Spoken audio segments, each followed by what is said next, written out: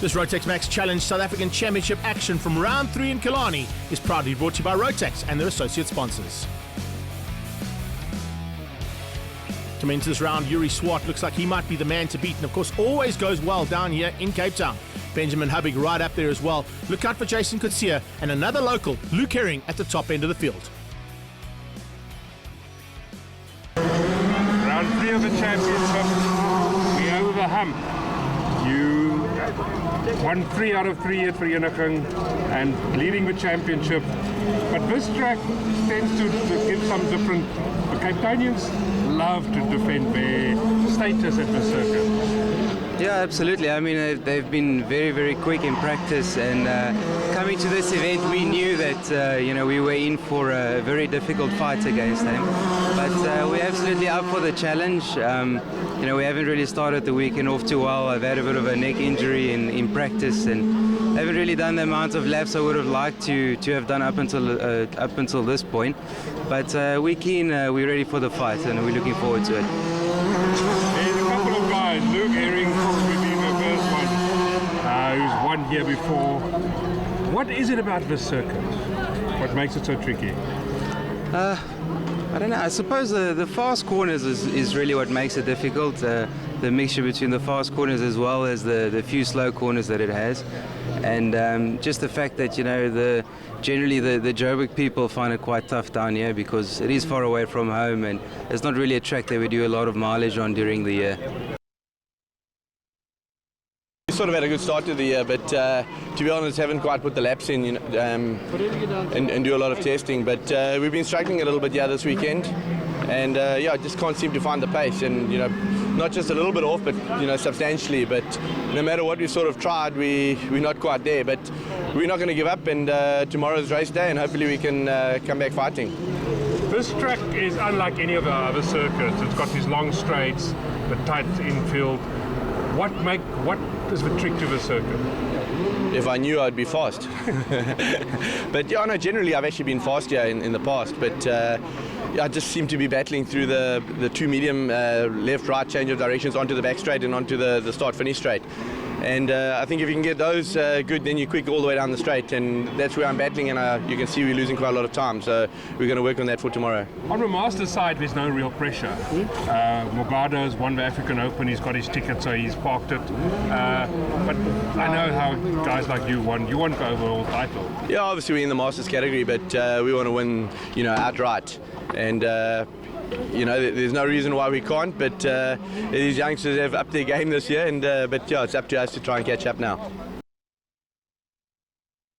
Yeah, it is a bit of a crunch time in the championship. Unfortunately for me, I haven't had the best of seasons so far, but trying to keep my head above the water and trying to keep going.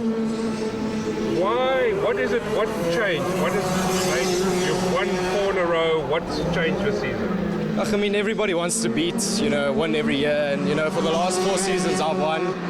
Everybody tries to close that gap, and obviously everybody wants to win at the end of the day. So things just change and priorities shift, and unfortunately, like I say, I haven't had the best of seasons. Round 1 I was involved in an accident, and round 2 involved in an accident. So it hasn't been the best of years, but just outright pace hasn't really been there this season.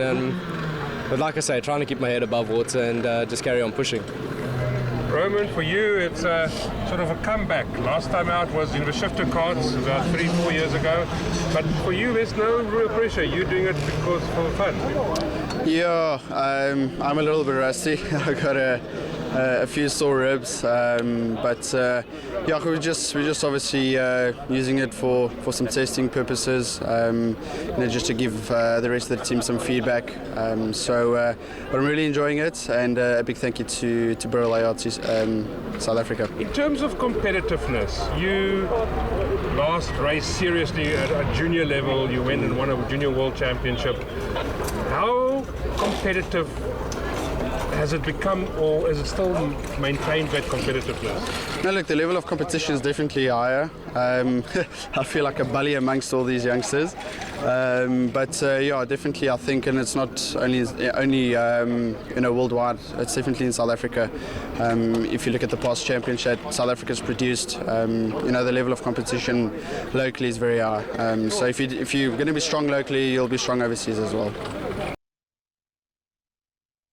Cape Town is the local guys circuit. You seem to own this piece of tarmac, and you do not like guys from up north coming to take pole positions or race wins away. Is that going to be the same as weekend? No, look, we do our time here. Luke and I are always here doing our work, and the front row is what it should have been. Both of us on the front row, either which way it was going to go either way. And it's in DD2, the story. The Joburg guys, yes, they battle in quali, but that's open track 2 lap. I think when they get up behind us, they'll hang on tomorrow. But it's going to be a difficult day. But I think the local knowledge might come on top tomorrow. So let's see. It is that track. Other than it's different to all the other tracks. It's got that nuance that the other circuits don't have. The little bumps here, the bumps there, in the overtaking areas, in the brake areas. And then, of course, it's this track with hairpins and 2 long straights, but it's still always tricky. Where do you win or lose, or where do you do a fast or slow time on the circuit? High speeds, definitely. Joburg, you don't get that much. The tricky S's here, it's you got to suffer in to get out of them. That's sort of how it works on this track. But yeah, we don't want to give away our secrets here. But no, it's good. I'm happy with the weekend, and let's see. It's still tomorrow, so. Look, it's a track that brought you victories. It's also a track that on some occasions things didn't go your way. Yeah, look, it's my home race for me. I've got a lot of support here. I haven't driven in about 3 months since I lost National. I kind of just took a break, decided to do the National last minute. Fortunately, we were fast. We blew our race motor earlier today, so we're on a spare engine that we borrowed from someone. I'm very happy with the front row. It's something what I needed. Definitely going to get stuck in tomorrow, though. I'm going to repeat the thing about local knowledge, and local guys sort of tend to have that edge. I know, for example, the tricks here and there where guys, when you do the video editing, you can see it. How easy is it to keep somebody here behind you? Look, we know the track, we test here a lot. I grew up testing here. It's the only track I know at Joburg. You got 2 tracks here, we got 1. I think the Cape Towners are going to be up front for sure. The Joburg guys will definitely hang on. But yeah, it's a really fast track, so the pass here is difficult. Guys to watch out for in the race? Look, you can never count out Arnold Neveling, Bradley Limburg. They'll be quick, and I definitely think Ben Hubbick has really put his foot down today. I mean, throughout testing, he's been fast. The CRG boys are fast. I think anyone in the top 8 can win it tomorrow. It's going to be really close. It pretty much comes down to who's willing to risk what for the championship. And how it's going to go. Let's get ready now to see how it's going to go. DD2 and DD2 Masters lining up. Yuri Swart, Benjamin Hubig on the front row. And you can see it's going to be a tough day in the saddle. Carl Lawrence is going to join me in commentary here, buddy. We are in for an epic battle of note here. The Cape Town boys want to rule their roost, and they are going to be pushing hard to do that. You can see Benjamin Hubig, the only out of town there boy, in second place, getting swamped by all the local boys into turn 1 here. But we head into the most hectic part of the circuit, which is the 180s, especially on the first lap. It gets a bit hairy, as you can see now, through the first 180 and into the second 180. Roman De Beer covering Michael Stephen there, looking after his line, but he managed to get past Arnold Leveling on the way out. Arnie taking a bit of strain after injuring his neck yesterday in practice, so he'll be just trying to get as many points in the bag as possible. Remember, he comes into this round leading the championship. Benjamin Hubig is second, and Michael Stephen is third. So Michael Stephen with a lot of work to do, having to come through the field. But remember, he's also looking at potentially winning the Masters Championship side of things as well. More importantly than, I think, taking the entire DD2 class. Yeah, I think he'd be clever just to sit there quietly on his own, mind his own business, and just score the points in the Masters category. Benjamin Hubig down the inside now. Jason Kutsia, big dip in the circuit there, actually put Benjamin off and gave Luke Herring a bit of a look into the first 180. Here comes Luke now with Dino Sturman following him. Now, Dino Sturman, the birthday boy this weekend, looking for a chance to get through as well. And can he quite get there? No, not yet. A little bit of chopping and changing. You can see Brad also chucking into the mix there as well in the Burrell Art car.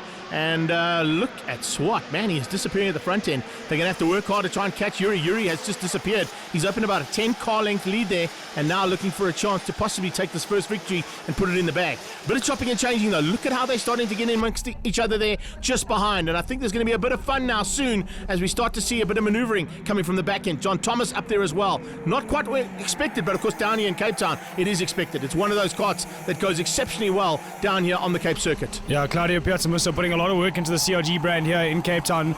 Only working with CRGs as Jason Garcia makes his way back past Dino Sturman, allowing Roman De Beer to come as well.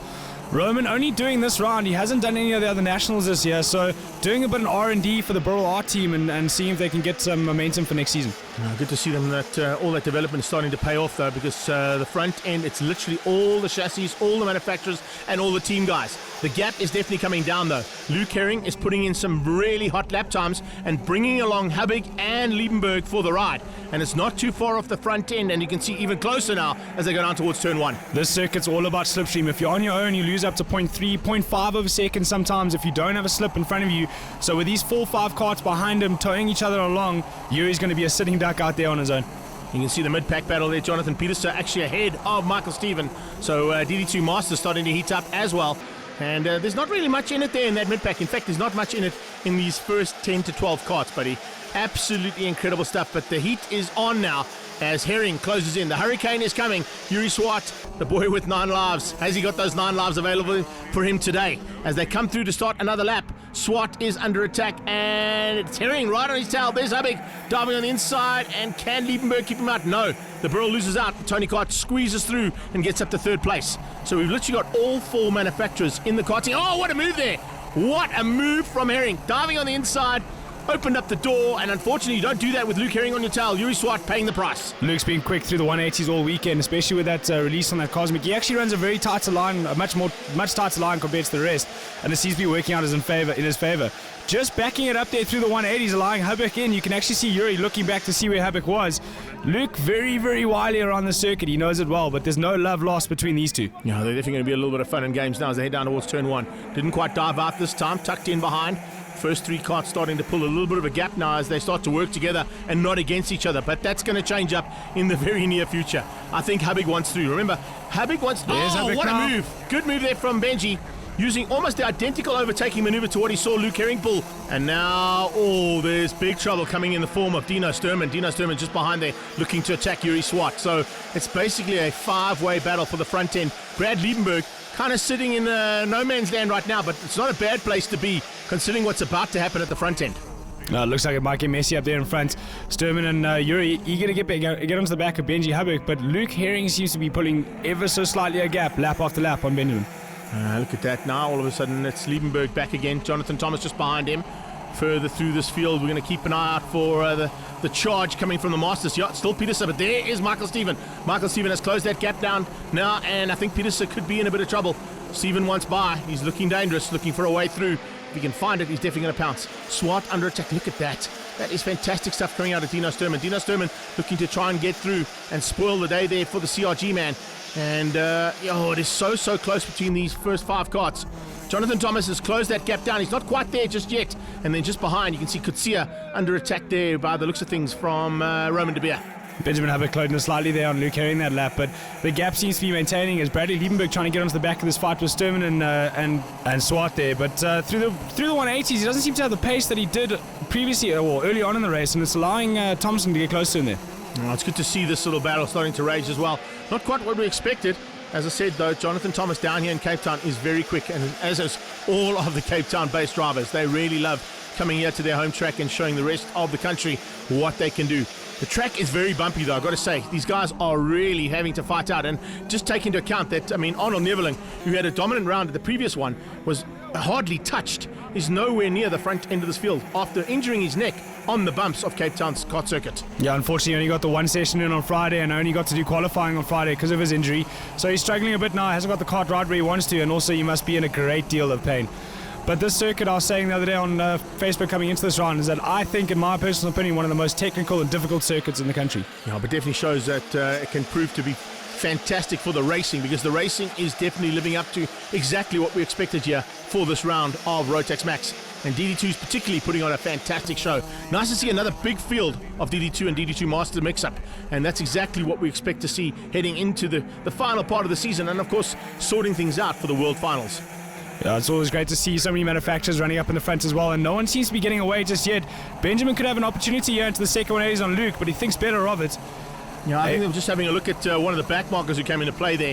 Had to just take evasive action, but now that the back marker's out the way, let's see whether or not Benji can have a go here. He's lost a bit of ground on the 180s there. Doesn't quite have the same kind of drive down that short back straight into this section. This is the last part of the circuit. It's almost like a hockey stick type feel to the final part of the track. And Herring is very quick through there. But look at that, Benji makes up some ground, and the Tony Kartman is now right onto the back of that RKT kart out front and having a go into turn one. Oh, Benji had a big look there. Just another top end to get it done though. He seems to be struggling for top end. You can see it into that straight in the back straight, but into the first 180, he's good on the brakes here. Just can't get it done on Luke. Luke too late in the brakes for him. Luke is just hanging on to the front end of this race, desperately wanting this first win. And look at that, Swat is just waiting to pounce. If something goes wrong between those first two, Yuri Swat is going to be in there and looking for a chance to spoil their day. And if he gets it all wrong, of course, there's just 7 karts lined up behind waiting to go as well. It is so close. Fantastic action in DD2. The one place Benji does look good is Sue Golf Club, this section here at the back and into the chicane, but he just doesn't seem to have the top end going down the straight to get him, and Yuri might be looking here into turn one on Benji. Benji has another look. Can he get it this time? No, not quite close enough. Once again, as you said, top end just being the better of him there. And now Luke pulls away ever so slightly. Here comes the attack. Oh, a big move there from Yuri Swat. Tried something, but the door was firmly shut. Dino dives on the inside and a tag. Dino tags Yuri Swat. Yuri Swat drops back about 3 positions there, losing out to Liebenberg, and I think Jonathan Thomas got through as well. So a little bit of incident there, and that has cost Yuri Swat big time. Dino Sturman, a little bit of instigator there, but he managed to get through, and he manages to get through and continue racing, whereas Yuri Swat has dropped back 2-3 positions. Yeah, that's just gifted Bradley Liebenberg the best there. He ended up in 3rd from that position, getting past Sturman and Swat in that move. Here comes Kutsia. Kutsia looking to dive on the inside, see if he can get into the mix as well there with Yuri Swat. Maybe catch him unaware. The 2 CRG boys very similar, of course, in terms of their driving style as they head up into the 180s now. Let's see who's going to have the best drive through there. Yuri Swat looks just behind him. He'll be worried. Arnie Neveling has come back. Nice recovery there from Neveling. Not too far off the front end of the race now, and maybe just looking to consolidate for some good points. Yeah, it'd be clever just to sit here and score those points. He's very strong at Swakorps, where we go to next for the next national. Come through and into the final section now. Luke Herring trying to maintain, looking for the victory. He's got Benji Habig, who's dived on a couple of times, but he hasn't been able to make it stick. So I think Luke Herring, is controlling the race, and with the flag coming out, he's done it to perfection. Controls it for the win. Habig comes through, first man to high-five him as they go into turn one. And there you can see a great drive from Jonathan Thomas. He managed to just squeeze through there and get up into that top 5, into 4th place, just behind Benj Habig, who came through for 3rd. Nice run there as well, coming out of Dino Sturman, eventually surviving for the top 5. Michael Stephen coming through to win the Masters in 11th place.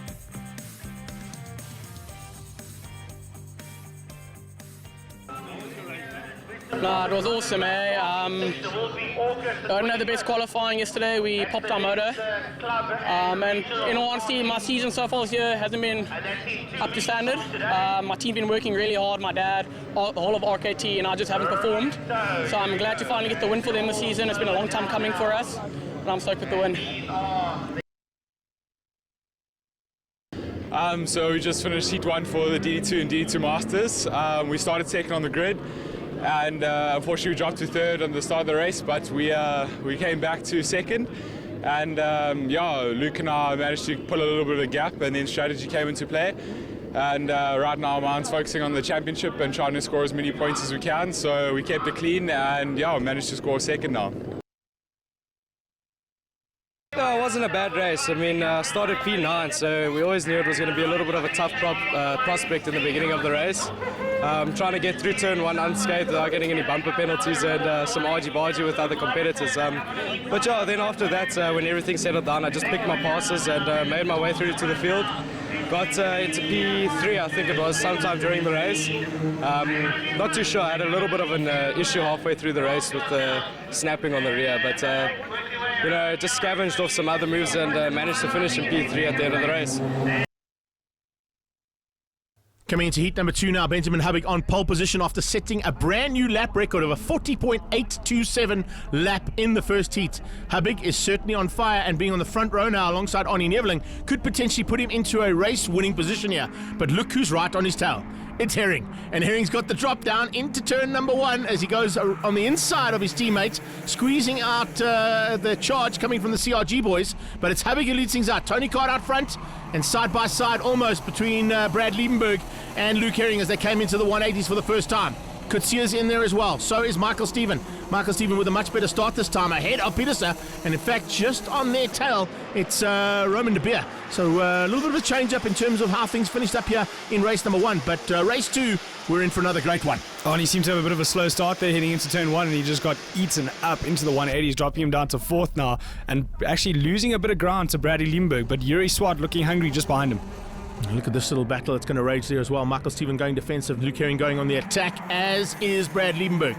Jonathan Thomas right behind his stablemate as they go through turn 1. And you can see these guys working these Mojo tyres already, pushing them to the limits as they head into the 180s again. The racing definitely has gotten a lot closer since we've changed over from the D4 to the D5 tyre.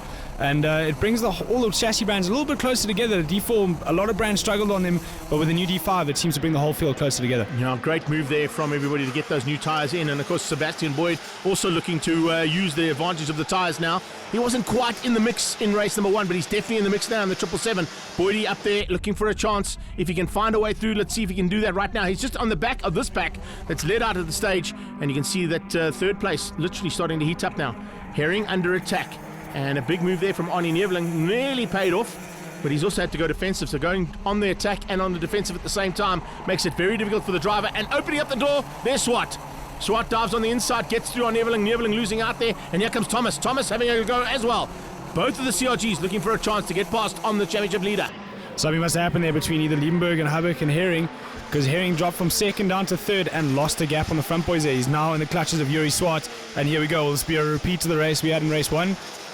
The pressure is on, there's no doubt about it. They're applying pressure big time and looking for a 3rd place opportunity. Yuri Swart, after getting tagged by Dino, remember in the first heat, he now wants a bit of retribution. Dives on the inside into turn 1, he's good enough on the brakes. Oh, good move. Yuri Swart gets through, and looks like Herring's going to come right back at him. He tries to get back at him coming out of that turn, dives on the inside into the 180s and gets through. So chopping and changing for 3rd place is now having that concertina effect, and all of a sudden we've got 5 carts fighting for 3rd. Yeah, that concertina effect behind them, allowing everybody behind them to get onto it, but also allowing the front 2 to get away as Bradley closes the gap on Benji again down the back straight. Great action, fantastic bit of karting strategy being played here. But unfortunately, Herring going defensive is slowing himself up, and he's allowing the top 2 to get away ever so slightly. He's going to have to concentrate on trying to close down on Brad, but with the pressure that's being applied from Yuri Swart, and look at that, how's that little look over the shoulder? Brad Liebenberg with about 5 hours to look over the shoulder going, where are you guys? It is one of the longest straights in the country, so you got a lot of time just to sit up and turn around, but that was quite a cheeky little maneuver.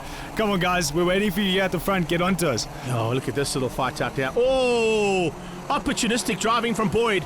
Saw the door open up, Thomas went wide, and he dived on the inside, getting through there. Just behind them, Michael Steven and Peterson coming along for the ride too. All of a sudden, the 2 Masters contenders that were just out of the top 10 in the first heat are now back into the mix in that top 10. It's been a long time since I've seen Michael Steven out of the top 5 overall in a kart race. Like I was saying earlier, the guys that come from out of town or from the other coastal towns to come race here do struggle against the locals, as Arnie Neveling moves way inside there. And look at that, what a move from Brad for the lead. Getting on the inside, putting the Burrell cart ahead of the Tony cart. And Benji losing out. Here comes Luke Herring.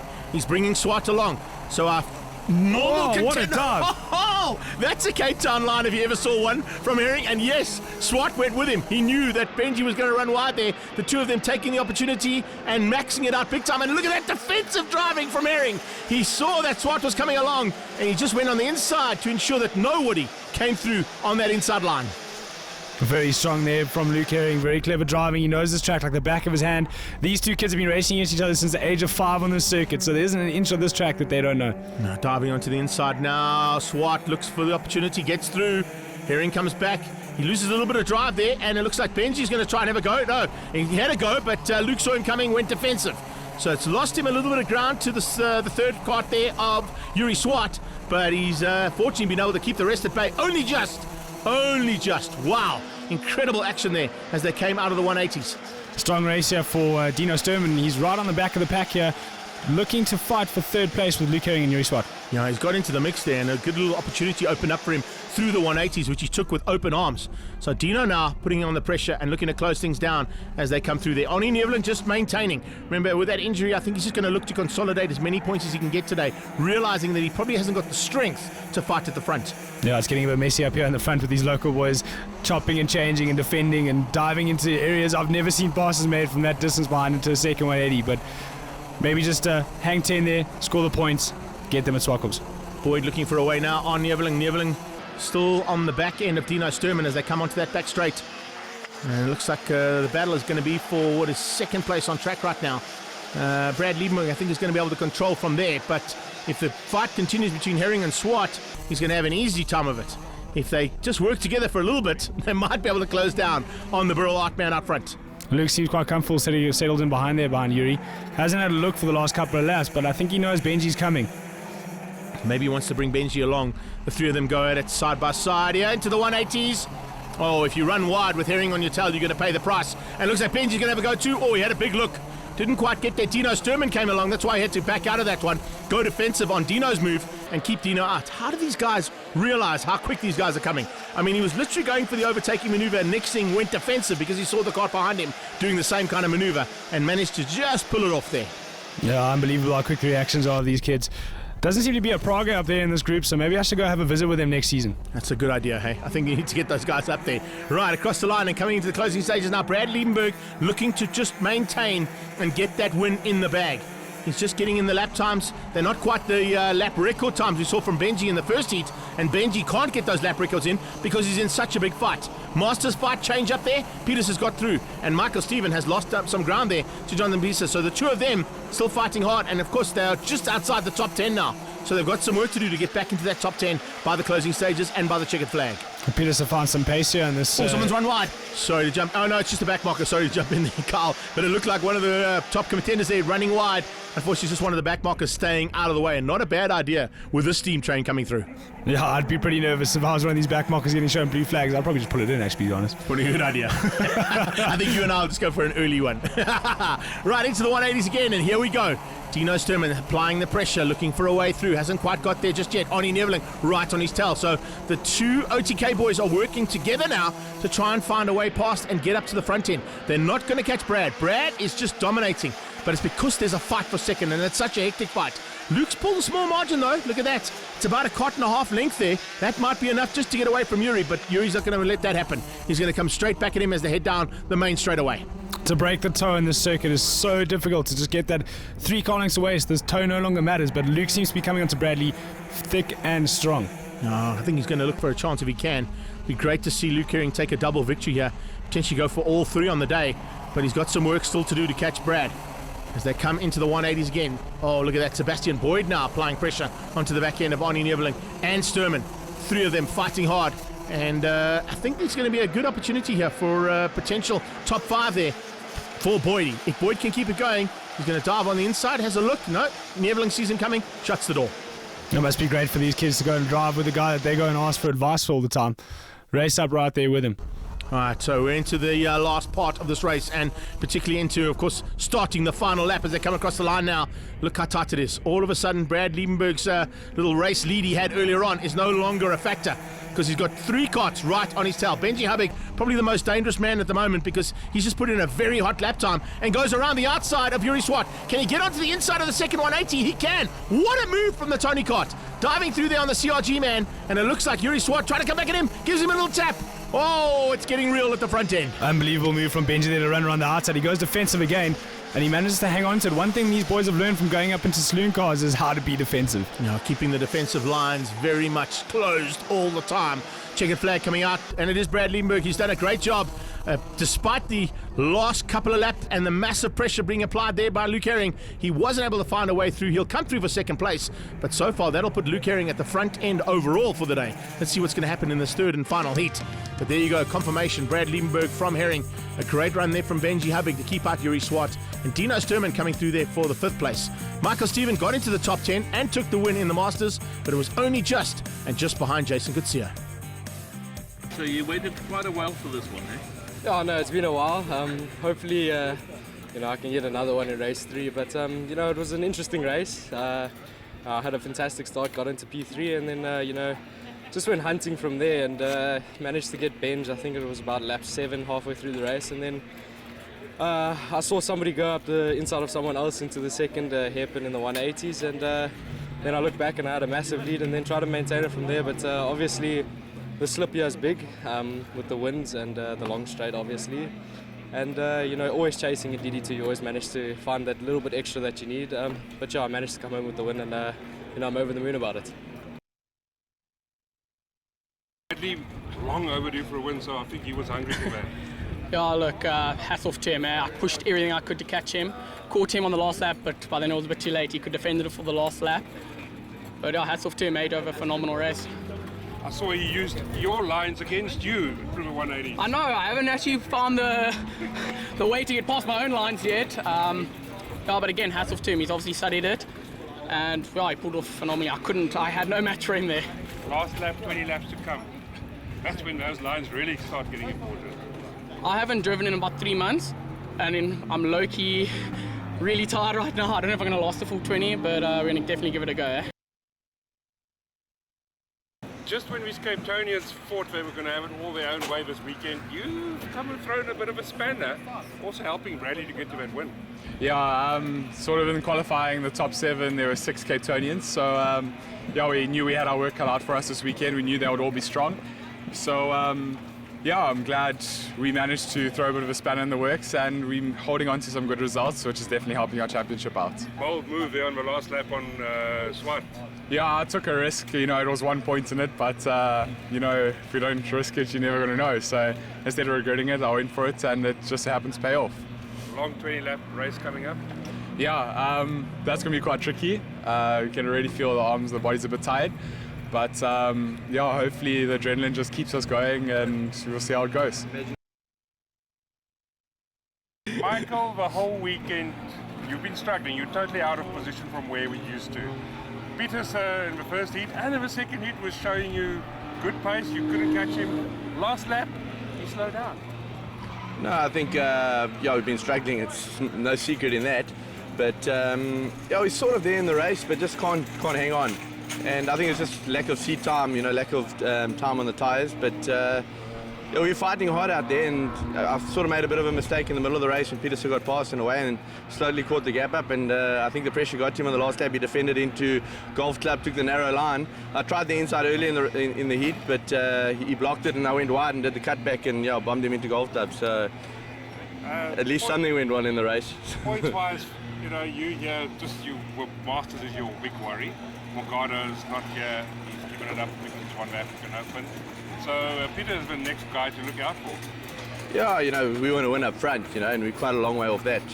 Probably only 0.2 or 0.3 of a second, but that's sort of the difference that we're looking for. But yeah, our second best is obviously to win the Masters, but secure the seat for the World Finals, and hopefully we can do that at least.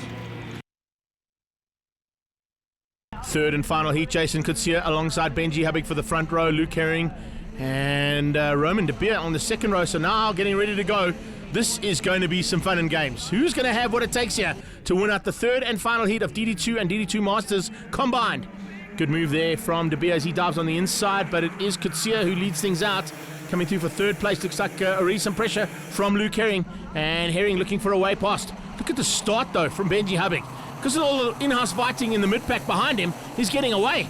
And it's giving him an opportunity to get away in a big way, and hopefully going to hang on for a potential win here for Habig. That'll do his championship a lot of good, considering the fact that you've got an injured Arnie Neveling out there and Michael Steven battling a little bit through the 180s on the setup of his carts. They head down into the final section now, and it is all about Habig. He's pulling away from the rest of this pack, but what a start. Didn't quite expect to see the carts that are in second and third where they are right now. It's amazing how messy this class gets in the third heat. I don't know whether they all get tired or they all get edgy to try and get further up the field, but it's always messy as Yuri gets past Arnie Neveling now through the first corner. It's a lot. He didn't get the move stick, and it's allowed Luke Herring time to get onto the inside of him there. He sticks it. Whoa! Oh, Herring right over the nose there of Yuri Swart, and Swart gets nailed from behind. Oh, and there's just chaos from behind. Swart's car right in the middle of the circuit. He rolls out of the cart. You can see he's hurt from that incident, and you can see it looks like a possibility you're going to have a red flag here. Yuri trying to get off the circuit to ensure. No, he's battling there. Yuri really isn't feeling it at all. You can see maybe just taking a little bit of time to recover, but it was a big hit coming from behind. There's a potential red flag situation, I'm sure, after that one. But now as the red flag comes out, wow, what a start to this race. Yeah, there's the red flag coming out. Benji Habig will have to do it all again. Jason Kutsia hopefully will have a chance to do it again as well. Remember, he was the man on pole. Yuri lying on the side of the track there. The kart is stricken in the middle of the circuit. I'm not quite sure if that kart's going to get going again. There's a lot of damage to the front as well as the back end because he got rear-ended by one of the karts coming through there. A missing side pod there lying in the center of the track. 3 karts on the side of the circuit. Only 3 marshals able to clear, so it had to be a red flag regardless of Yuri's injuries. But Peters is the other kart involved there. So Peters parked on the sideline. There you can see Jono. He's not happy about that. He's looking for a chance. And the rest of the field, Michael Stephen coming to have a look at the karts that were involved there as they just get those karts out of the way. There were a couple of other karts around the corner as well that got involved in that incident and unfortunately got caught out. So we're going to have to wait and see what the clock of the course is going to do about this one because there's definitely going to have to be a little bit of a look at that incident. We'll give you a quick action replay. Here they come down into the 180s. You can see there's a dive on the inside there from Luke. He's got that inside line. Yuri opens up the door. The 2 wheels just collide and he goes over the nose cone, hits the steering wheel and knocks Yuri Swart's hand off the wheel. Coming from behind though is where the big incident happens. And I think it's Petersen. Petersen climbs into the back end there of Yuri Swart. He had nowhere to go. I mean, the kart is in the middle of the circuit. Jordan North going left and onto the grass to avoid the karts that are in the middle of the track. Yuri then tries to get out the kart and you can see, unfortunately, he's just not in a good way there. The injury from behind, I think, has caught him out, but that means we're going to have to get a restart of this third and final heat. Well, here we go for the restart. I hope the clock of the course is going to have a look at that incident because I'm sure we've got, you can see from the angles we've got every single angle covered there to see what's going to happen now. But once again, Jason Kutsia will dictate the pace as the pole man heading down towards turn 1. He gets a much better start this time. Benji Hubby goes right in there behind him and a great start again from Herring as Herring dives through for third place, squeezing out Brad Liebenberg. Yeah, Benny didn't get the start he got in the first race. He must be dreading that red flag. He manages to hang around the outside of Jason, and that allows Herring through on the second 180. But again, there's a little 3-kart gap for Habik, but Luke will be up to the task to grab him. Now, Luke's already closed that gap down to about a kart and a half as they head down to the right-hand sweep. A good start, as you said, from Jason. Jason Kutsia now mixing it up with these big guys and really getting a bit of a lesson here on how to fight in amongst the top contenders in this country. Dino Sturman at the back end of the field. Then there's a bit of a gap to Arnie Neveling, Sebastian Boyd, Jonathan Thomas, and Brad Liebenberg. Where is he? He's at the back. What is going on with Brad? This third and final heat has not worked out for him. The R&D that Roman De Beer is doing on that Brittle chassis seems to be working, but it doesn't look like he's sharing it too much with Brad Liebenberg. He's struggling a bit further down the field there. Maybe just not a good start for him as they head now into the second 180. Maybe just trying to avoid any action that they had in the second start. And now it's Michael Stephen leading things out in the Masters. Of course, he's going to have it all plain sailing. I don't know if Peterson was able to get back on track and get going again. Yes, he has. Just picked up on that bright helmet in the background. He was able to get back into the heat and start again. But Michael Stephen with a comfortable margin now over the rest of the pack of Masters. Look, the impact that car took of Peterson, I don't think it's going to be in too good of a shape. So he's going to be struggling a little bit with a mishandling kart. So I don't see any turn of pace for him. Yeah, there you can see them coming up onto the back end of Peterson. He's really struggling. Now as they come through turn number 1, you can see everybody's just starting to get into a bit of a rhythm now. The rhythm is not easy to find here, particularly when you're having this kind of maneuver. Wow, good move there. Arnie Neveling losing potentially 2 positions. Boyd around the outside. And there comes Liebenberg diving through with Jonathan Thomas. Here's your money on you, bud. The two driver trainers having a bit of a game there, Arnie and Roman. It's just allowed Bradley through, but Bradley on the inside now of Arnie. A little bit too late. Roman's late into the brakes, and that's just forced Arnie to stand on the anchors and lose it through the second 180. And looks like Jonathan Thomas has gone off as well. So a little bit of a maneuver there as Thomas avoided the sliding Arnie Neveling. Neveling comes on. I think he might just be in that mid-pack sort of 13th to 14th place there at the front end. Benji Hubig is just staying out of trouble completely. Something seems horribly wrong with that kart of Arnie's. The steering wheel doesn't seem to be facing the right direction. Maybe a flat tire or bent tie rod there. No, maybe he's done some damage in that slide. So that's a big pity there for our championship leader. He's going to probably, I don't know if he's going to lose the championship, but he's definitely going to lose the lead he had in the championship after this round. It hasn't quite gone according to plan yet for Arnie after a dominant round at the previous outing. We still have drop points left in this championship, so it's all to play as we head into Swakop. As Bradley Liebenberg goes down the inside now of that, is that Sebastian Boyd? Yeah, Boydie just losing out there. Liebenberg dives on the inside and the Brill gets through. Now looking to try and close things down on these three. Not going to be easy to do. You can see just how well Jason Coetzee is going. Coetzee is having a fantastic day in the saddle, that is no doubt, as he gets onto the back end of the Cape Town man. Looking for an opportunity. Dino Sturman just behind them as well. And Sturman, all of a sudden, could be a contender for a top 3. Benjamin Hubbeck looking very strong in the beginning of every heat, but he doesn't seem to have it towards the end, but he's definitely gotten away on Herring now. Let's see if Hubbeck can hang on, though. We saw that Brad Liebenberg was able to keep the rest of the field at bay in heat number 2. And I think that's exactly what Hubbeck will try and do. He's going to try and control the race from the front. He knows how difficult it is to try and bridge that gap. You mentioned it earlier on, how hard it is to bridge a gap when you're on your own. But Herring is doing it to perfection almost, and he's bringing Coetzee and Sturman along for the ride. Those 3 carts only now 2 or 3 cart lengths behind the leader. Hubbeck leads out as they cross the line. Herring in second, Coetzee and Sturman. Behind them, it's Brad Liebenberg, and Brad Liebenberg wants to close down on those top 4. I don't know if there's enough time in this heat. Yes, we've got a couple more extra laps to do in this heat, but it might not be enough for Bradley Liebenberg to close that gap. The only chance Roman De Beer and Bradley Liebenberg have is if these three or four cars start fighting it out for the lead, it'll allow them to get back onto this battle and get into the fight for the win. And that's exactly what's about to happen, Carl. Look at that. Herring has closed that gap down to within about 2 cart lengths. He's brought Coetzee and Sturman along. So the 3 of them are looking to get into the mix there with the Tony Kart man out front. Look, the first 2 heats were only 15 laps. This one's a 20 lapper, so there is more time for these guys to settle into a rhythm and get into the pace that they need to be in. But like I said with Benjamin Hubbeck, he's really quick in the beginning. He's made a mistake there. Yeah, big mistake there from Hubbeck. Tries to go defensive. Herring says, no, welcome to my house. And goes on the inside. Now, Luke Herring has got to the front end. That could be a bit of a change up here because if Luke Herring goes on to win this one after the incident, could be a little bit of a contentious issue. And I'm sure the COC is going to have to deal with that one afterwards as well. Herring leads out. It's Hubbeck in second. And now you got Coetzee and Sturman fighting for third.